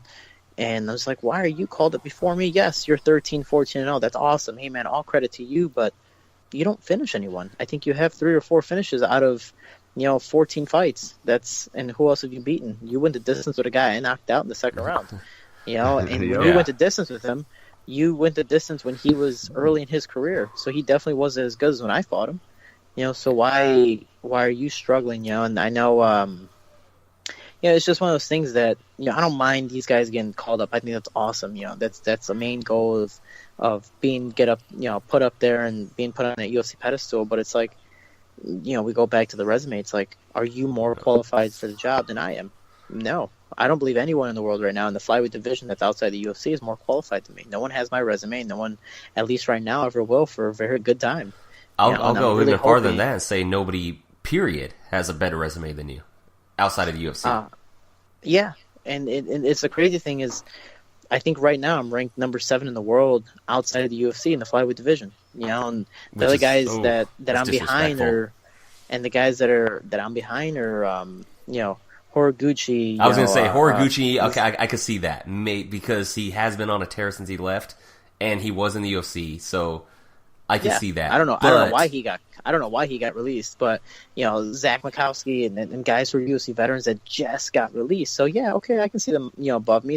They've lost to some very, very good and talented guys, but I'm already ranked number 7. I'm only 5-0, and this is outside the UFC. This is worldwide rankings. Flow Combat ranked me number 1 in the US.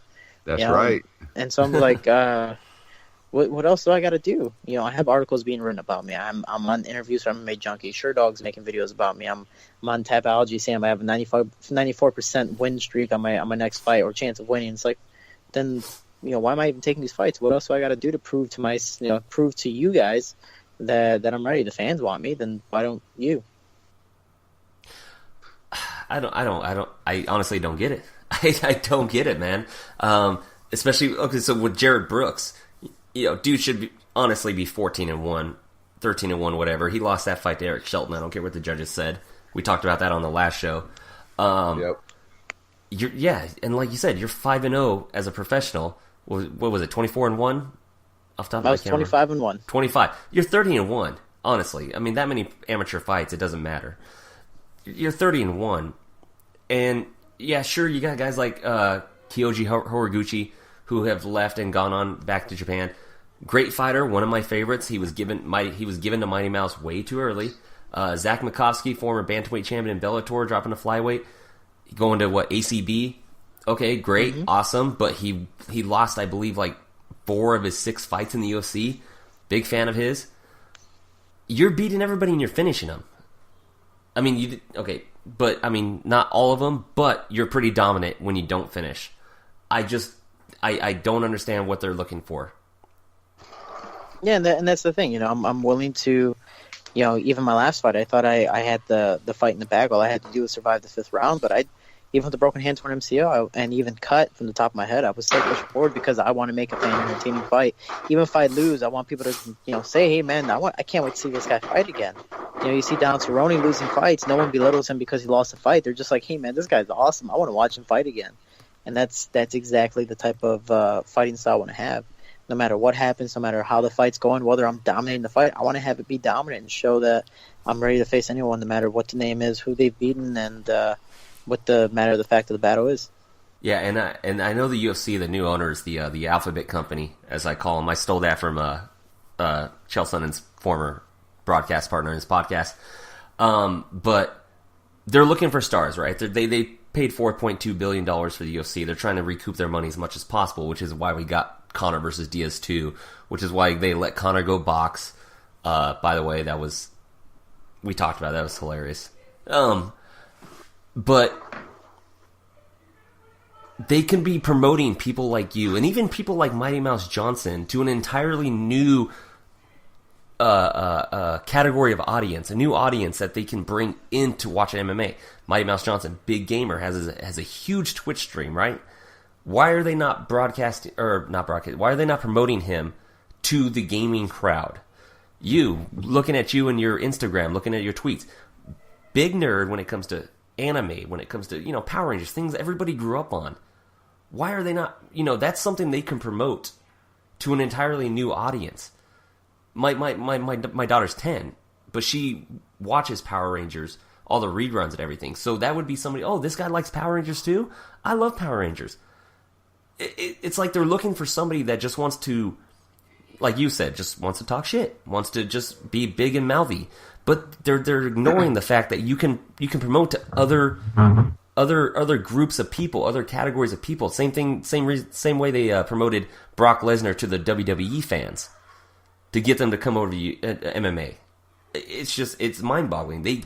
Somebody like you they can use, and just judging by what watching your Instagram stories and just looking at your Instagram feed in general, you could be marketed huge to an entirely new audience that may or may not watch MMA yet.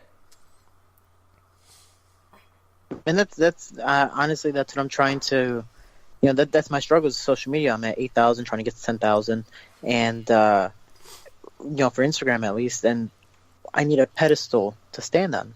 I know I promote positive things, and I know I believe I'm doing the right things when it comes to trying to be a role model for the kids, and trying to I have so many amateur fighters hitting me up. What do I need to do to get an amateur fight? What do I need to do to do this? How do you feel during this fight? What do I do if I want to turn pro? How do I know I'm ready? And all these questions. I want to be able to do little things like that, but I need the pedestal to stand on. For me, I believe the UFC is the biggest pedestal right now for the MMA background. People don't even call it MMA anymore. They go, "Do you do UFC?" Do you UFC, yeah, bro? man. Yeah. Do you UFC, bro? I do UFC, bro. But it's that's something I'm really excited for, and I'm hoping one day I get the chance to be and use the UFC as my pedestal and be able to really broadcast my voice and be able to get the followers, popularity because of it. But my main goal for me is to be a hero, and I know that they just have the biggest marketing background ever. And if they promote me just a little bit, the way I promote myself, it'd be ridiculous to be able to get that many followers and to I think it'd just be a great partnership and a great combination. I mean, you see what they were able to do for Sage Northcutt, and I'm not doubting Sage Northcutt whatsoever. He's a very young athlete, and I believe he's going to be very good later on in his career. But right now, he's just a good looking, he's just a good looking Ken doll. But they promoted the heck out of him. He gets paid really well because of it. Looks like a bald eagle fucked a Backstreet Boy. Yeah, it's like what do you want? Do you want good looking guys in the sport? Which, hey man, that sells tickets. That's good for you. It's getting the women attracted to the sport of MMA when they're not even into violence or sports like this. But we want good fighters. We want good talent. I mean, you look at Vasyl Lomachenko, and I try my best to compare myself to him when it comes to MMA. Vasyl Lomachenko had this huge amateur record. Given I didn't have almost 400 amateur fights, but I definitely had about 200 plus when it comes to wrestling, when it comes to kickboxing, Thai, MMA, and everything put together. And then you look at my my world championship status. Vasyl Lomachenko is a two-time Olympic gold medalist and a two-time world champ. I'm a two-time world champ. We don't have Olympics, so I didn't have the opportunity for that. Yeah. Then we go on to professional competing. In his second pro fight, he gets a title shot, loses. In his third pro fight, he wins it. My third pro fight, I win the belt as well. Then his fourth one, I believe he was able to defend. And his fifth one, he was able to get a new one. For me, my fifth one, I got a new one, at a different weight class as well. So it's like I'm doing the right things, as we see, at least marketing standpoint, for Vasyl Lomachenko. I haven't had the opportunity to be called up and use that pedestal to really broadcast my voice and broadcast my talents. Well, you're very well spoken, and you have a great head on your shoulders. So, unfortunately, I just don't think that's what the UFC is looking for. So, apparently, they're still trying to go after that let's just bang bro crowd. Yeah. But I honestly, if you get that call, man, I think you're gonna be a star. I don't think there's, I don't think there's really anybody outside of UFC that can give you a challenge. To be honest, I just don't see it. There's nobody out there. All the flyweight talents in the UFC, I mean, aside from like the Makovskis and the Hiraguchis, even then, I don't see them giving you a challenge. I've watched them fight, especially Hiraguchi. I followed that guy before he came to the UFC. And I followed your career, and I've watched all 5 of your fights. I wasn't able to see all the amateur fights. Apologize. But come on, Robert, you're slacking. That's it. Yeah. I'm out of here. Yeah, done. Great. But no. I followed your career. I saw your career, and then I was able to watch the actual Titan FC fights. And I just don't think there's anybody out there that can challenge you. I think you're just UFC ready, and I think it's disgusting that you're not there. So hopefully one day, and fingers crossed that day happens, and we can go on the podcast again and talk crap about the people that are not in the UFC. No. Yeah. No, That's man. right. Hey, the day you get called to UFC, you get called up, remember me. Remember us. I'm going to hit you up. And I'm going to say, let's talk, man. Your journey's finally, you finally hit that pedestal. Shorty's like, MMA to the what? I don't know you guys. Yeah. What are you talking about? What? Blocked. No, I know.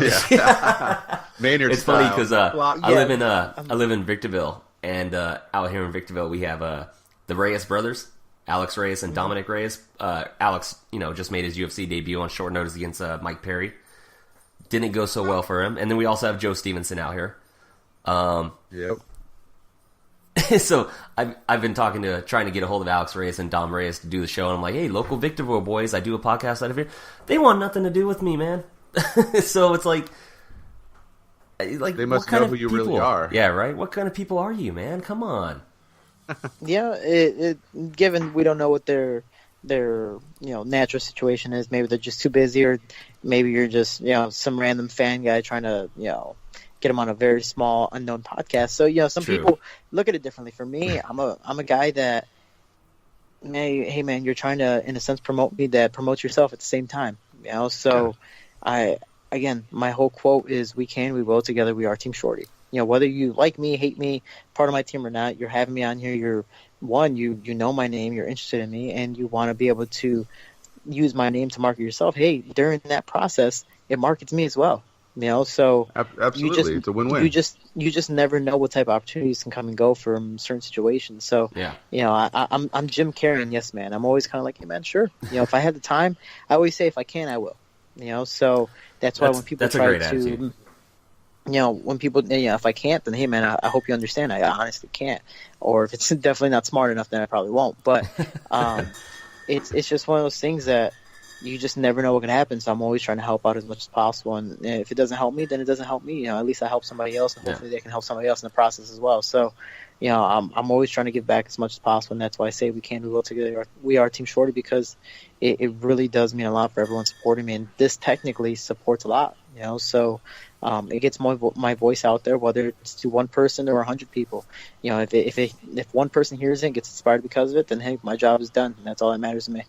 Yeah, and I know a lot of people that actually was telling me after the first interview we did was like, hey, Shorty's a cool person. I've never, like they didn't even know who you were. They watch MMA, but they watch Bellator and UFC. That's the big stuff, right? So, but they're like, wow, he sounded really cool, man, really well spoken. And so all of a sudden they're like, yeah, following on Instagram, following on Twitter, starting to talk about, Titan FC, like, oh, I can't wait till his next fight. And to me, I was like, that's cool, man. I've been telling you guys about him for a while now. Big amateur background. So, hey, well, if you're following him now, better late than never. Who cares? Yeah, it's actually right. With my website, when people buy merchandise, I actually don't make stuff twice. So once it goes out of stock, it's out of stock. So for me, so glad for example, I got that baseball tee then. So, for example, if people bought the very first shirt, that's it. You can only buy the very first shirt when I had them in stock.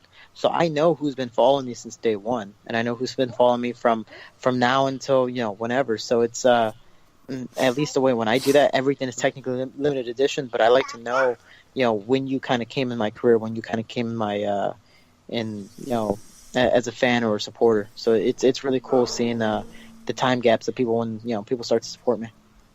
Yeah, it's way cool how you have set up that way. Until you get signed to UFC, and then it's like, hey, Shorty, do you want to come on MMA Max? It's like, what? Who? What? No? Hey, what show is that? Yeah. You got a shirt? Yeah, talk to my management. Yeah. Here, talk to Mick Maynard. He'll get you in touch with my people, and then he'll block us. Yeah. I'm just gonna start Mick Maynarding people. That's what we should call it. Start blocking us on Maynard. You've been Maynard. Yeah, you've been Maynard. That's it. Oh god. We should just hashtag that. You've been Maynard. Yeah. Don't tell me I started that. I'll be Maynard again. I was gonna say, yeah, probably. Exactly. Well, it's okay. He doesn't listen. He doesn't care. Yeah, I think I got blocked by him on Twitter because I was starting to fall. Like after you told us that story, I was starting to do the same thing. I was tagging him in every post, so I think he blocked me. We know they listen because anytime we talk about who won the fight and who their next fight should be, they end up making that matchup. So I think Maynard's listening. Dude, like no joke. I think honestly that I have psychic powers or something. I'm calling every fight that should be booked next, and they're doing it. But maybe that's just because I kind of get it. The only fight that I've called that should happen or should have happened was Dotson Lineker, and they worked. I just thought Dotson was going to win, and I thought he did win. But whatever. Yeah, I called I think it was just last week, or no, not last week, the week before, right? Was it the week before? Whatever. After Perry beat Alex Reyes, I called we're talking about the fight, and I said, yeah, Mike Perry should fight Santiago Ponzinibbio next. And look, they scheduled that. That's going to be a great fight, but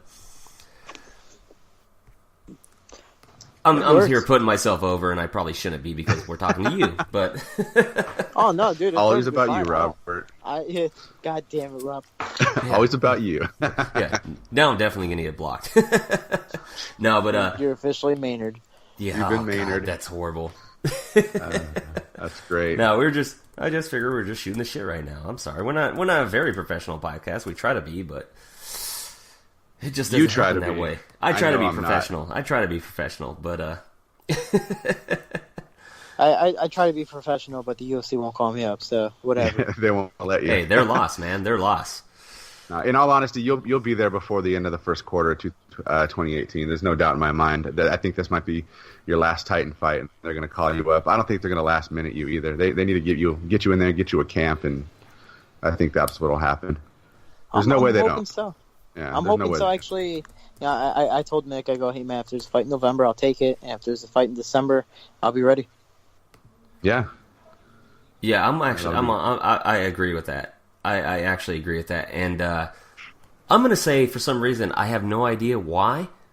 But I think your first fight in the UFC is gonna be against Ryan Benoit. So that'd be a very fun fight. I've be. never got to train with Ryan. I've trained with people who've trained with him, and I think that's stylistically for both of us a very, very good fight.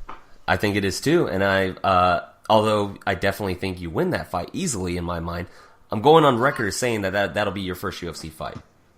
All right, that's actually a fun fight. Like so if they call and say Ryan, if they say Ryan Benoit, remember me. Because of that, you're not getting Maynard, and I'm gonna go outside for a run now because you just got me excited. You got him pumped. All right, oh, dude, yeah, get ready, man. You got a fight coming up, and I can't wait for that. you gotta fight. Come on. Yeah, you got to fight. And just so everybody knows, before we let you go, I want to plug that up for you real quick.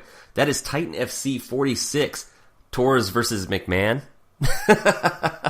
Torres versus McMahon. No, that's Torres versus DeJesus.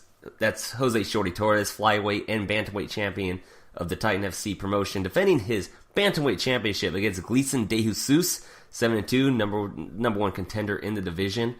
That is on.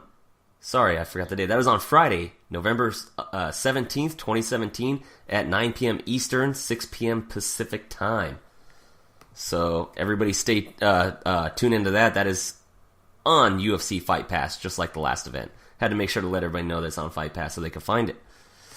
Yeah, man. Wait. And if anybody wants to follow me again, Instagram Jose Shorty Torres, Twitter Shorty Torres 125, Facebook Jose Shorty Torres with the quotations around Shorty. And again, anyone wants to support the team, we will. Together we are Team Shorty, TeamShorty.com, and 20% of the merchandise that is sold of the earnings goes to the kids in my gym so they can travel, compete, and I really appreciate all the support, guys. It really does help in my training camp, and I'm just really excited to hopefully make a highlight film out of this guy, and then really show the campaign to bump up to the UFC, and maybe get that fight against Ryan Benoit. Yeah, that's my prediction. I'm gonna if that fight happens, man, I'm gonna boast about it left and right. So, but hey, Shorty, man, I appreciate you coming back on the show. You were our first fighter we ever interviewed on the show, and to me that makes you special to the show. Honestly, that meant a lot when you wrote me back. I'm glad you're back on it. I'm gonna ride this Shorty Torres train for as long as possible until you're done with your career, man. So I appreciate it. I swear I thought you were going to be like, I'm going to ride the train until you lose, and then I'm moving on. It's like, oh, all right, cool. Ride the train until you lose. Yeah, once you lose, I'm out of here, dude. And then we're going to be like, Shorty who? Shorty who? No, that guy? No, screw him. Shorty who, and then I get Maynard again. You're Maynard again. Then you'll be asking us to come on the show. No, I just kidding. No, man, I'm riding this Shorty Torres train, man. I'm so excited for your career. I'm glad you're back. I'm glad your hand is healed. I can't wait until November 17th. I can't wait until you smash this guy. And then hopefully get that UFC call that you most definitely deserve. So, can't wait, man. Well, I appreciate it, guys. And again, I'm always here when you need, and please just hit me up whenever. For sure. Right, thanks again. I'll see you on Instagram. And, hey, go enjoy your run. Best of luck in training camp. We'll talk to you soon, brother.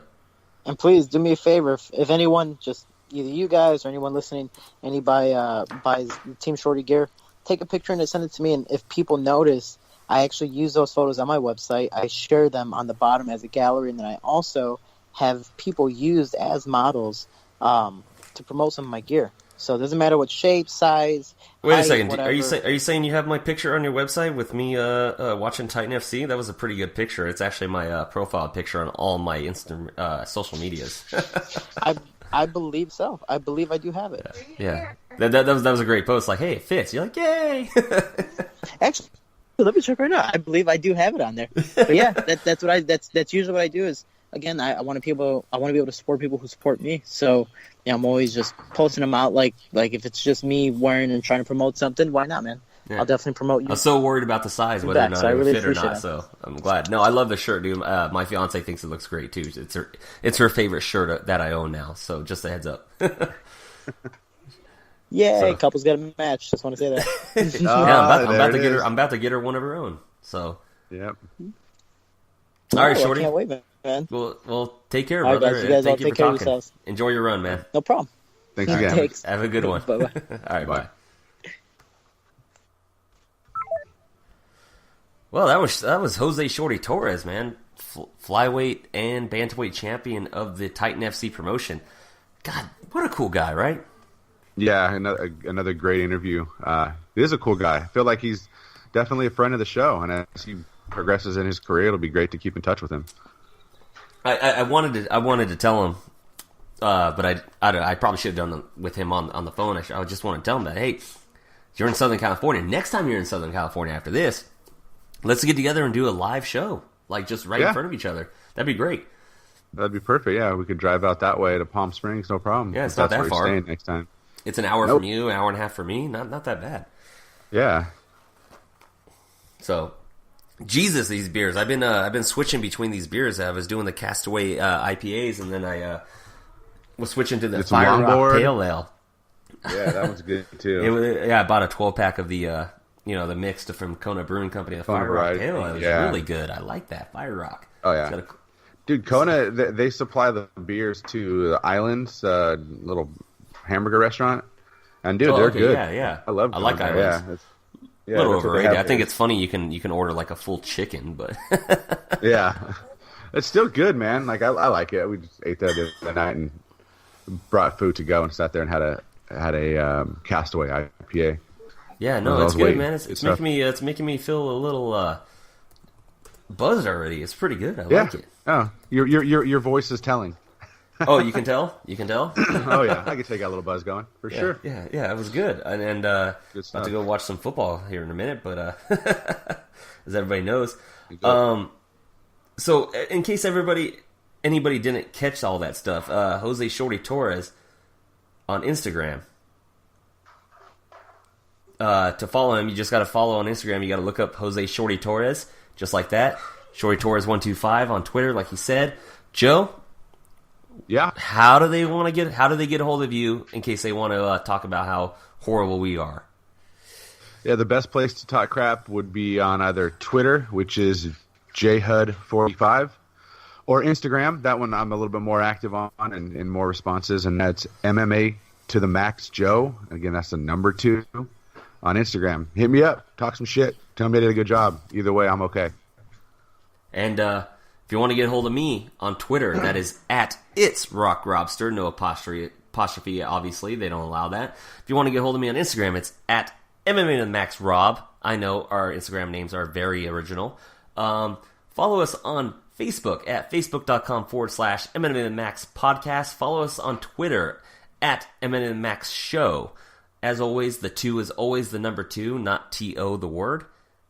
And, yeah, let us know, man. We appreciate everybody listening. Everybody's been very supportive, and we hope that you're supportive of our guest, Jose Shorty Torres, one of the best fighters in the entire world. So can't wait to watch him fight. That is Titan FC 46, November 17th on a Friday, 9 p.m. Eastern Time, 6 p.m. Pacific Time. I hope everybody's watching. It's going to be great. It's going to be fantastic. He's going to absolutely destroy Gleidson DeJesus. And hopefully UFC's next. On that note, That's right. Joe, you got anything left? No, man. Everybody have a good rest of the week. We'll see you next weekend. All right, everybody. Take care. We'll talk to you later. See you next week for episode number 15. Bye-bye.